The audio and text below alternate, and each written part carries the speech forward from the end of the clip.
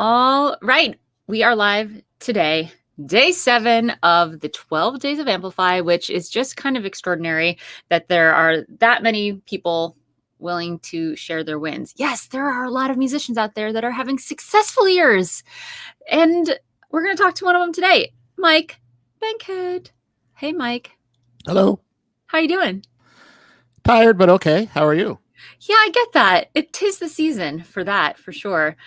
Tell me, where in the world are you located? Dayton, Ohio, home of the Wright brothers, inventors of the airplane, home of indie rock bands Guided by Voices and the Breeders, and home of lots of inventors. There you go. All right. That is, and now we know more about Ohio. This is really fantastic. Specifically Dayton. Specifically Dayton, Ohio. I love it. Gotta shout out your community. Part of being a musician is the power of community, right? Not just online, but also locally. And we have a fantastic community of musicians here.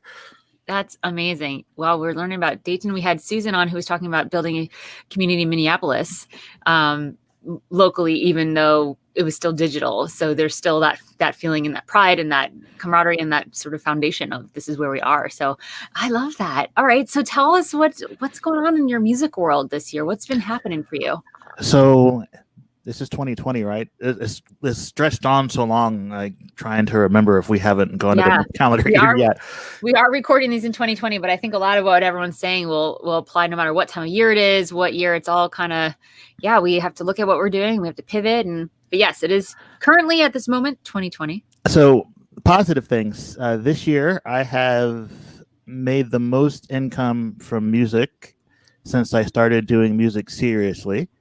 Like now that doesn't mean I'm necessarily profitable yet, but ramping up, right? So if you take every fiscal year that I've done music, treating it like a job, yep, this is the year that I've had the most income from that compared to the other ones. So that's a good thing. Yeah, that's extraordinary. We will drink some champagne. You're a Riesling guy. I saw you drinking Riesling on one of our happy hour calls. I mean, I'll drink champagne too. It's delicious. I'll drink any kind of sparkling grape product, basically. We will drink grape products to your record-breaking year for income, which is so exciting. And I totally hear and we've got to shift that from gross to the net being profitable. Like I totally get it, but we're bringing stuff in. There's money coming in exchange for what's talented. So we will drink to that. Yeah. I released my second full-length solo album this year in September. It's called Anxious Inventions and Fictions, and I think it's the best art I've ever made. Very proud of it.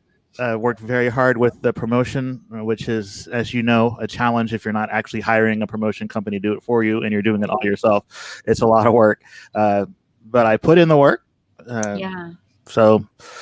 And I learned how to put in the work, then I put in the work. So there's you can't just do the work if you don't know what you need to do first.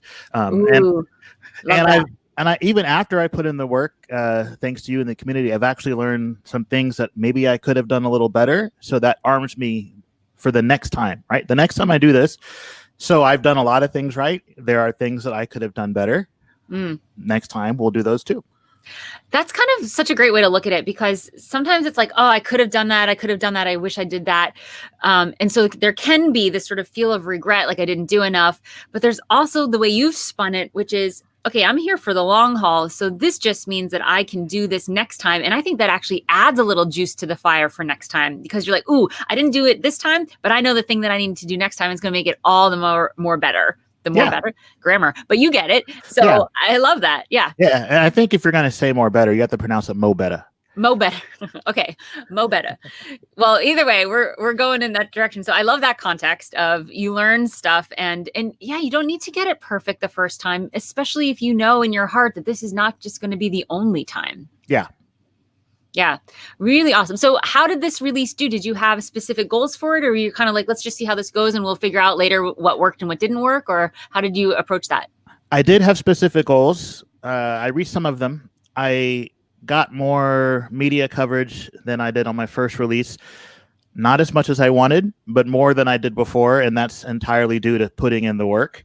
Got it. Okay. I didn't sell as many of them as I would have liked, but I sold more of them than my previous release. So while I would obviously, when we make music, because I know you're a musician too, so you feel this way too, you have a whole box of CDs at your house, right? You want to move all of the product, get rid of the inventory. So I did not move all of the product, but I definitely sold more of them than the first time. And I think I actually, which is the most important piece, I think I got more ears on it than on any of my other music. And that's really, at the end of the day, what we really want is people to listen to us, right? So yeah, I love that. You're getting some good comments here. I don't know if you can see, but Wanda says, sounds wise to learn for the next time. And Brianna said, this is a word. Use the missteps as opportunities to learn for next time. So yeah, I think this is really resonating. And I love that you're like, well, I have my baseline, the first record, and you had your numbers, and you kind of, sometimes it's hard to set very actionable goals when you have no idea what it's going to be. And then you're like, am I going to set myself up for disappointment? But, like I say in Amplify, it's like, let's just look at it as data. Like, how far off were we? And so now I hear what you really did was like, okay, this is my baseline. This is what we did for the first record. So the bar is there. Now we got to move it up. And it sounds like everywhere you got more press than the first time, not as much as you wanted. You got more sales than the first time, not as much as you wanted. So cool. That's exciting. There's room for improvement for next time. There is. Did merch for the first time. I'd never done merch before. I did t-shirts this year. So nice. From never having done, if you sell any, that's an improvement, right? So yeah, there is progress being made. I love that. Yeah. So you said you are full-time doing the music thing full-time. What does that mean to you? Well, I'm not really doing it full-time. Like many musicians, I still have a corporate job because we like to have a place to live and food to eat. Now I'm having some health issues, so I've taken a step away from the corporate job for the last few weeks. And you would think that would allow me more time to focus on music. It really doesn't.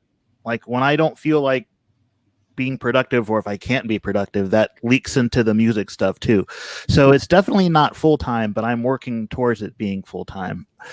There are days when I tell myself this is a music work day. We're going to do these things to work on the music career, whether that's writing or research or practice. Sometimes like practicing our instruments gets shoved off to the side because we're doing all this other stuff. And at some point you do have to practice your instrument if you want to keep being a musician. So I do have to schedule time for that. And that makes it, if you're going to treat it like you're a professional, sometimes you have to say, this is the time when this is going to happen for here. So not full time yet, but I would very much like it to be.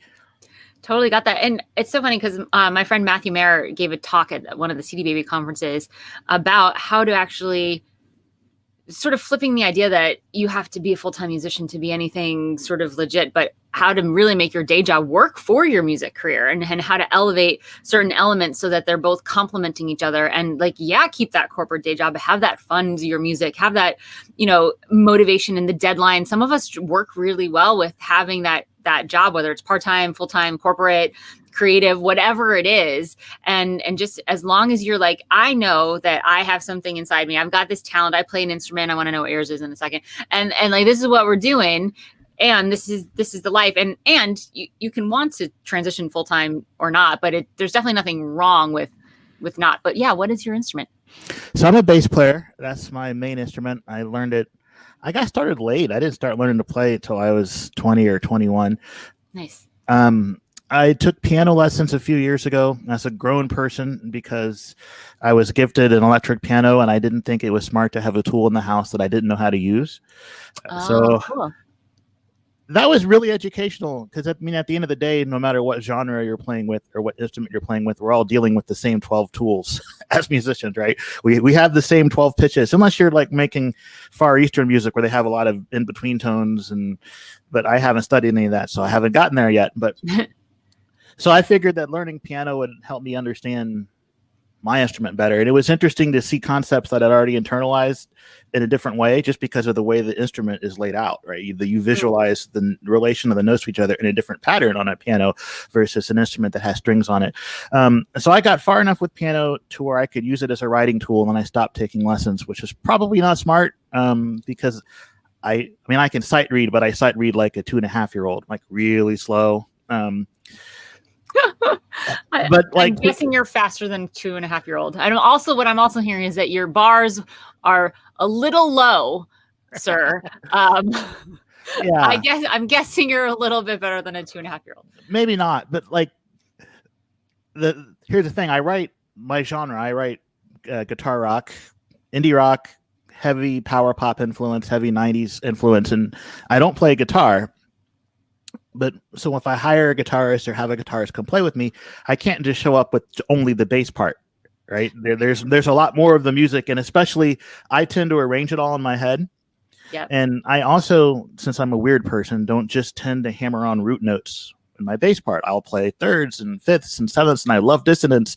And if you're going to communicate that to a guitarist, you'd better be able to tell them, hey, I want you to play a G suspended 4 here, and I'm going to be playing the 4th on the bass. Well, that reason I learned some piano so that I could actually do that in my home demos so that I could communicate to the other musicians what I needed them to do for me. And people are cooperative. I told you our community here is great. So yeah. That's amazing. I had to learn, I mean, I was a classical piano player growing up, and I kind of had the opposite. You know, when you write out chords for your band, like I didn't know any theory. I just like knew how to sight read and I knew how to ear train. And it was the Suzuki method, which is, you know, that's what it is. And when I got to college, I was nailing all my ear training classes, but I could not do anything with the theory. And like, I was like a 1 chord and a 5 chord. Like, I don't understand. Like it was like, so I had such a hard time. And it was really like working with a band after I graduated college that got me to have to quickly be able to write the chords so that they could play it. And we changed keys a lot as I was figuring out where my voice should sit. So it was like, yeah, we had to talk in like the 1 and the 4 and the whatever so that we could change keys and the chart would stay the same. Yeah. So guitar players have it so easy. We're changing keys. We'll just move that capo over here, right? Right. Come on now. As a bass player, I don't believe in capos. So yeah. By the way, just from talking about how your mind works, we've got Brianna saying, "Okay, I'm wanting to hear this album now." So I think want Brianna to hear it too. I want to tell Brianna, how can Brianna hear this album? Where do we go? Where should we go? There are many places to go, but I'm going to start you with my website, which is mikebankheadmusic.com. It's on there. Now, I'm going to tell you a secret, Brianna, and everybody else. It's not real. It's a pseudo secret. So I actually wanted to put this album on vinyl, but I couldn't afford it. I did a crowdfunding campaign. It didn't work out, whatever. But I selected the songs and sequenced it as if it were going to be on vinyl. And you're going to find that on my website, mikebankheadmusic.com. If you're one of those folks that likes to stream, that 10-track vinyl sequenced version is on all of your locations: Spotify, YouTube, iTunes, Amazon, Deezer, all the places. Now, since I like CDs still, though, because I'm an old guy, and as a teenager I would buy the CD, right, and listen to it over and over and read the liner notes and stuff, and I wanted to give people an incentive to get the hard copy. So the CD hard copy actually has 12 tracks and not just the 10. And it might look something like this. And cool. I love the blue. That awesome. Is the deluxe version, and it comes with a 12-page lyric booklet, full color, all the lyrics, liner notes, just like, you know, when I was a teenager and I would get the record and I would listen to it and read along. So you can do that. And the CD is orderable also on my website, mikebankheadmusic.com. But you can surely listen if you want to try before you buy, you can listen to it on my website or the streaming services first. I just wanted to make it clear there's 2 versions. There's a 10-song version that is the one that's available everywhere.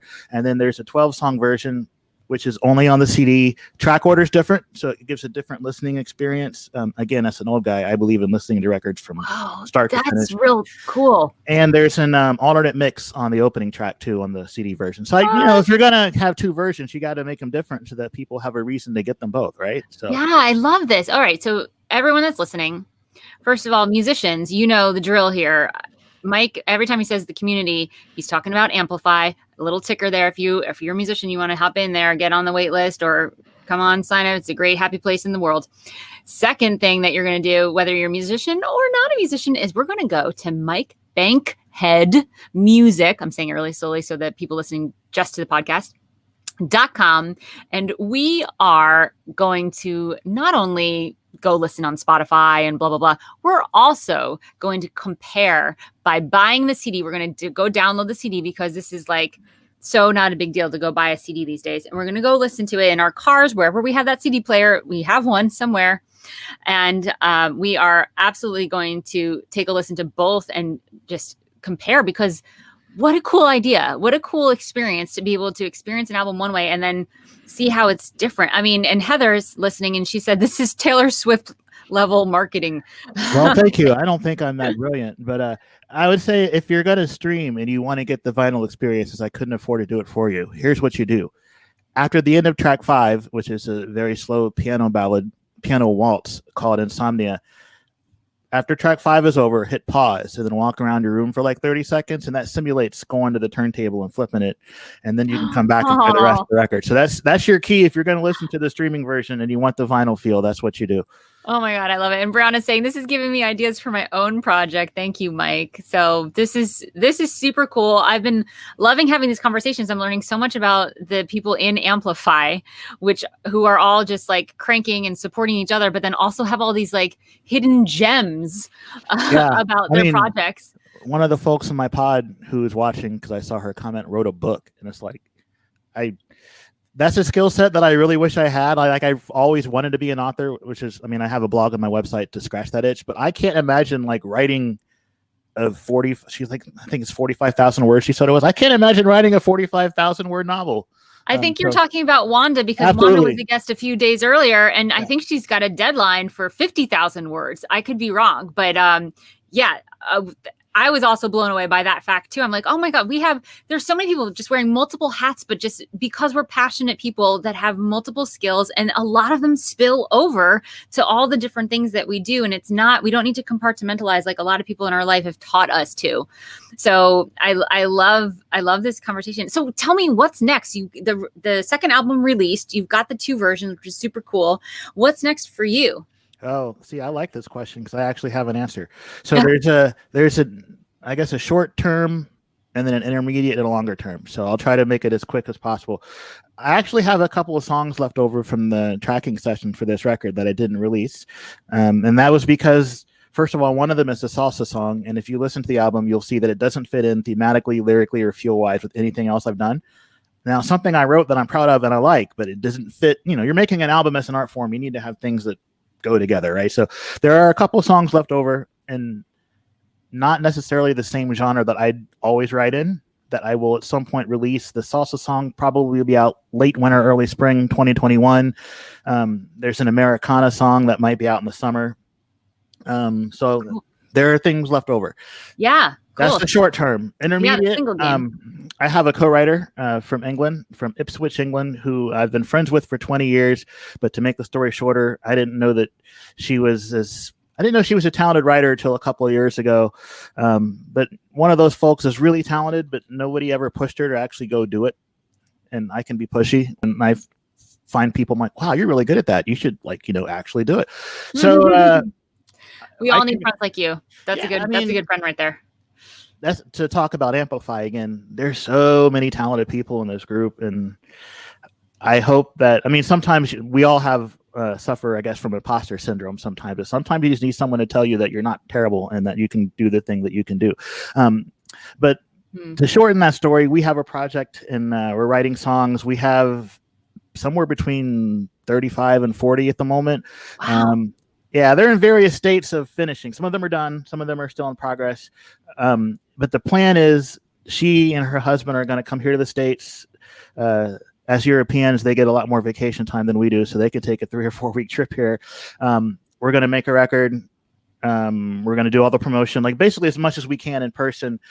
But the reason that that's intermediate is having made a couple of records, I know more about this than she does. She hasn't made any. So she's like the talent. I'm the one that has like the business plan. And I want to make sure that we're not going to record anything that we don't absolutely 100% love. And I just want to make good art first. Yeah. So 35, 40 songs. Yeah. But we're not going to stop writing. We're going to keep writing, and only the best of the best we're going to spend the money and effort and time to record. But I'm very excited about this project. The project's called We Met in Paris. It's called that because it's true. I love that. Yeah, there's a whole story there, but I'll save it for some other time. But it's marketing people are going to love it. I think it's a fantastic story. But that project just feels good. Like, it's just something about making art, especially when it's with a close friend, and yeah, it's that feels good. So yeah. I don't want to mess it up. We're going to take our time. that'll happen. And then the long term is I'm going to make another record. I'm writing for that project, but I'm still writing for me, and I have just so many songs. But and it doesn't mean that all of them are going to get shared. Sometimes you write something, you're like, that's not good, and I'm not going to share it. Or sometimes you write something and you're like, that's too personal, I'm not going to share it. So, I mean, first I write for me because it's a way to deal with anxiety and depression, and it helps me to deal with stuff. But also as an artist, you do want to share some of your art with other people. So I'm going to make another record, but I promised Ruth, my co-writer, that I won't make another solo one until ours is done first. So that's why the me record is going to be. Gotcha. That's a good little deal. I like that. You sort of got your timeline there, and then you get to focus on, and my whole thing around you can do all the things, just focus on one at a time. So what you're going to do now? So I love that. So you've got some singles coming out next year, 2021, and you've got this duo project, which is really cool, and then you got your next record down the line. So really solid plan. Congratulations on the release this year. Congratulations on hitting your income record from music specifically, which is super extraordinary. And you're such a strong force in this group. I love having you here. I'm so glad that you got to hop on with me today, and you did the email challenge and even won one of the daily prizes. Yeah, that's pretty cool. Has it arrived yet? You know what? I don't check my PO box like I should, so it probably has arrived, and I just haven't. I've been too lazy to go get it. Oh, you definitely should check it. There's something. No, it's not perishable. I guess it will last for a while. Can I plug the email thing real quick? Yeah. I don't know what email thing. Your email thing? Plug anything. Your email thing. My email thing. Yeah, you're like the email educational person. So, I think that as just speaking about musicians in general, I don't think that we use email as well as we should. And I know personally that I don't, which is why I'm taking an email course from Cheryl. And even though I haven't finished it, because I tend to start things that I don't finish, there's like no time limit on this, right? The course is there. I can get in there. I can get in there and finish it. But even though I haven't finished it, I have already put into practice some of the things from the course. And it is, now I'm not an expert at email marketing by any means, but it has made me better at it. And so if you are a musician watching this, and Cheryl will tell you this, and Ari Hurston will tell you this, and all like the industry people will tell you this, and it's true. Anything on social media, you rent those contacts, and if they change their terms of service or they go the way of MySpace or anything like that happens, you've lost all those contacts. If you get somebody's email address, that is yours. I mean, if you have their consent, of course. Right. And you own that contact. So get their email address, and it helps you to reach out to people on a more individual level. And especially as artists, at the end of the day, we really want to connect with people. And I think that's useful. So there's my brief plug for learning how to do email correctly. You're amazing. And I am bringing in a surprise email support thing into Amplify for the next quote semester. I'm in. Yeah. I'm excited. It's free for Amplify members, so it's going to be a really cool resource that I'm going to announce next week. So yeah, well, you're doing the work here, and that is super inspiring. And you are, everyone deals with the stuff that they are dealing with, and is pushing through the stuff that they're pushing through with, and to be able to find balance the way you have, and I mean, you the job and music and your personal and your personal project and your duo project, you've got all these things that you're balancing, and you just talk about all of them. Like it all makes sense to me when you talk about it. Like there's so much clarity, and it's like a whole complete life that you've got with the ups and the downs and all the things. So I love the grace with which you speak about everything you've got going on for you. So I'm glad that you're in Amplify, and we're lucky to have your presence. Thank you. I'm glad to be on board. Yay. Well, thanks so much, Mike. Have an awesome rest of your day, everyone. We have our marching orders. We're going to Mike Bankhead Music, and we are buying a physical CD today. Yes, we are. And then we're going to go listen and compare to the streaming vinyl version. Love it. Love it. Off you go. Have a great rest of your day. Thanks. Bye. Bye.